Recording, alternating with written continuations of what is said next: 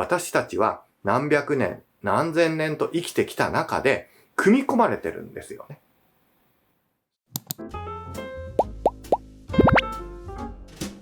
眼科医の山本です。今日は目のために避けた方がいい食事4選、やめた方がいいよっていう4つの食事についてご紹介したいと思うんで、最後まで聞いていただければと思います。目にとって食事は非常に重要というのはなんとなく聞いたことがあると思います。確かに重要なんですけども、じゃあこういうものを食べた方がいいっていう動画も今まで出してるので、ちょっとそっちも見ていただければと思いますね。例えば最強食材10選みたいなね、食事動画あります。今回そこで紹介したいのは、いい食事じゃなくて、これはやめといてって、まずこれを避けといた方がいいよってあるんですね。もちろん、食事ってバランスとか、栄養の量とか、これ大切ですよって言ってます。とはいえ、じゃあ、悪いやつは、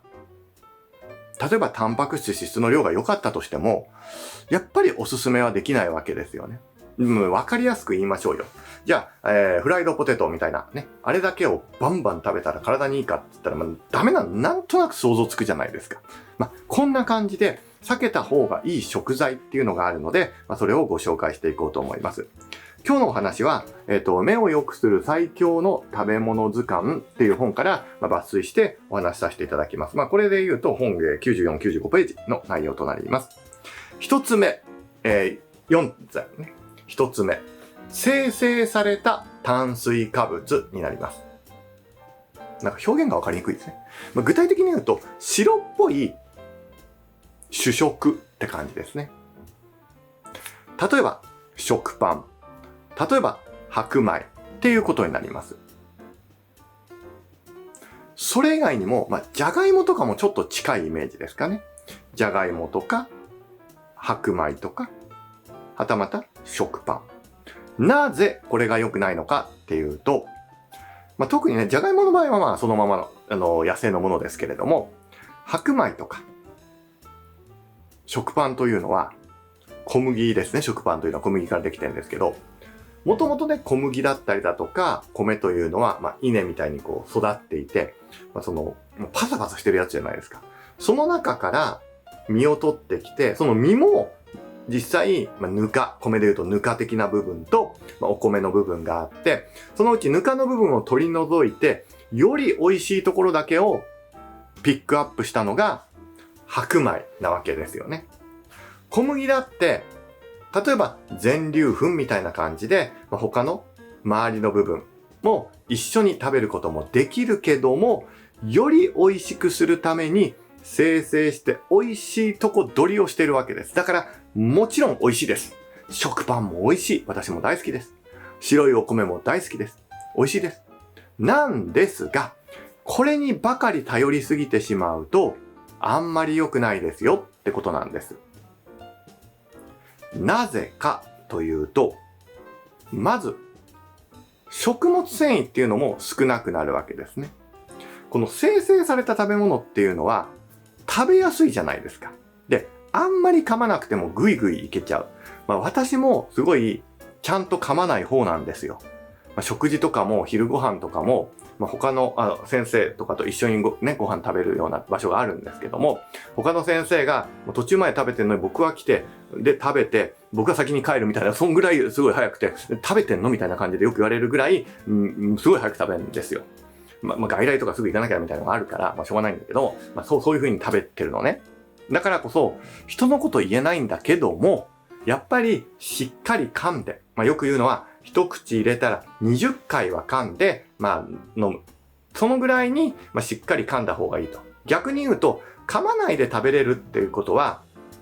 いいことだけではないよと。食物繊維とか少なくなって消化吸収が早くなってしまう。消化吸収が早いってことは、スルッと食べれていいじゃないのって思う人もいるんですけど、そうではないんですね。食べ物というのは、食べたものが消化され、吸収されてってエネルギーになってきます。これがあまりにも早いと、食べた。もう栄養になりました。すぐなくなっちゃいました。また食べなきゃってなっちゃうわけですよ。で、食べた。消化吸収、栄養。また食べなきゃってなるのね。今みたいに生成された食パンとかお米がある時代というのは本当に狭い時代で、もともとはね、人間は落ちてる木の実だとか、ね、それももう殻とかもしっかりついてるようなの食べたりだとかね、もう草みたいの食べたりして、もうゆっくり吸収して、ゆっくり栄養をやってたのが、今のね、技術が進んだがためそうなってしまってるので、もう体が合わなくなっちゃってるの。でそうなってしまうと、血糖値というね、体の中の栄養が急に上がったり下がったりして、血管に負担がかかってしまう。すると、目の血管に負担がかかって出血したりだとか、緑内障の神経とか、そういうのに良くないですよ。これが一つ目の生成された炭水化物ってことになります。二つ目、これが砂糖です。砂糖というのも同様で、他のものに比較すると血糖値が急激に上がりやすいっていうことがあります。例えば蜂蜜とか、ああいうもので甘み付けをするに比べて、砂糖の場合も生成されているので、血糖値が上がりやすい。まして、お米とか、それらに比較して、血糖値急に上がりやすい。ただ一方でこの砂糖というのは非常に中毒性も高いわけですね。なぜかというと、先ほど言ったように、我々は昔、そんなに食事が取れない状況でした。なので、カロリーが高い。ね、砂糖ってそうじゃないですか。っていうのは、貴重なものだったわけですよ。それだけ貴重なものが手に入ったら、たくさん食べて、体に脂肪をつけて、で、寒い冬、食べ物が少ない時代を乗り越えなきゃいけないっていうのが、もう私たちは何百年、何千年と生きてきた中で、組み込まれてるんですよね。砂糖がバンバン取れてる。毎日でも食べられる。そんなの想定されてないんですよ、体が。結果どうなるかっていうと、体に脂肪を多く溜めやすくなってしまいます。カロリーが過多になりやすいっていう方がわかりやすいですかね。そうなってしまうと、メタボリックシンドロームとかって言われたりしますけれども、血管内の、中流れていく血液成分がドロドロになったりして、血管が詰まりやすくなったりしてしまうってことがある。それは、網膜静脈閉塞症など、血管の詰まりなどの病気を引き起こしやすくなるので、お砂糖を取りすぎないようにしていただけるといいかなと思います。そもそもお砂糖が入ったお菓子をなるべく避けるであるとか、ね、自然な甘み、ね、いわゆる果物を食べたりだとか、そういうようなものに、置き換えていただいた方がいいかなっていうふうに思います。三つ目が、いわゆるファストフードっていうことになります。ファストフードっていうのは、一つは脂質、油分が多い。二つ目、カロリーが高いっていうことがあります。なので、さっきの砂糖の問題点、生成された炭水化物の問題点の両方を両取りみたいな感じになってくるんですよ。じゃあ、どんな食事がいいんですかっていうと、和食的な感じですね。お米とかも、できれば、もち麦とか、スーパー大麦とか、ああいうの混ぜてみたり、白米、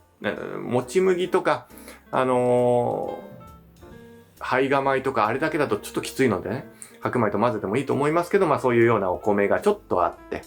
で、主食はそれで、メインの、お魚だったり、お肉、できればお魚の方がいいと思うんですけど、があったりして、で、お野菜がちょっとあって、で、汁物があるかどうかみたいな。こんな感じのバランスのものの方が、血糖値を上げにくく、脂質も多くなりにくいというので、非常にバランスが取れやすい。もちろんちょっと塩分をね、過多になりやすい、ものもあるんで、ちょっとそこだけは気をつけていただいて摂取していただけるといい。つまり、1個目に良くないのは、ダメなのが生成された炭水化物。2個目にダメなのが砂糖。3つ目にダメなのがファストフード。ファストフードはもう一つは、さっき僕が言った早く食べやすい。早く出すのがね、主目的のファストフードであるので、早く食べるっていうところも、起きやすくなって、食べやすくもなってるんですけどね。もう片手で持ってパッパ食べられたりだとか、揚げ物も増えてきますよね。で、そこも問題となってくる。4つ目、肉などの焦げが良くないっていうことがあります。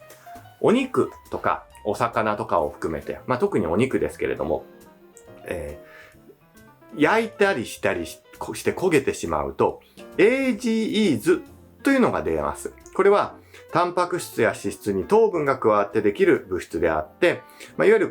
肉とかお菓子とかの調理中にできやすい。で、蓄積すると老化が進みやすくなって白内障や網膜症のリスクになるんじゃないかと。じゃあどうすればいいかっていうと、茹でる、煮る、蒸す。ね。こういう感じの食材の食べ方の方がより良いですよね。だからよく、ボディビルの人とかね、無理してるようなね、人とかって、茹でた、低温調理とかで、茹でた鶏の胸肉とかああいうの食べたりしてますよね。脂質少なくして、で、AGEs とかね、老化物質を少なくしてっていうことを考えてやってんだと思いますけど、そういうのは、悪くないかなっていうふうに思いますね。お肉で言うと、鶏肉、豚肉、牛肉とかだとどれがいいっていうと、鶏肉の方が基本的にいいと思ってください。豚肉、牛肉の方が、赤身といって、やっぱり体にダメージ起きやすいっていうデメリットがありますので、できる限り鶏肉を摂取していただけるように気をつけていただけるといいかなっていうふうに思います。はたまた、この4つの食事の気をつけ方っていうのを考えていただけると、血糖値が上がったりするのが良くない。脂質が良くない。脂肪が増えてお腹、ね、いわゆる体重が増えるのが良くない。なんかそれ目の話って思いますよね。確かにこれは糖尿病とか高血圧とか高脂血症とか体全般に関わる病気の問題が大きいです。ただ、その体全般に関わる病気が目にも来てしまう時代になったんですね。昔はあんまりそんなこと言われてなかったんです。ただ近年、例えば加齢黄斑変性症という病気があって、これは目の奥の血管がダメージを受けて出血して見づらくなる、視力が下がったりだとかしてしまう病気なんですけど、これが起きるのが極めて脂質が多かったりだとか、栄養バランスが悪い人が起きやすいですよって研究があるんです。で、それに応じて、ALETSスタディとかって言って、いわゆるどういう栄養がいいのみたいな研究がね、あったりするの。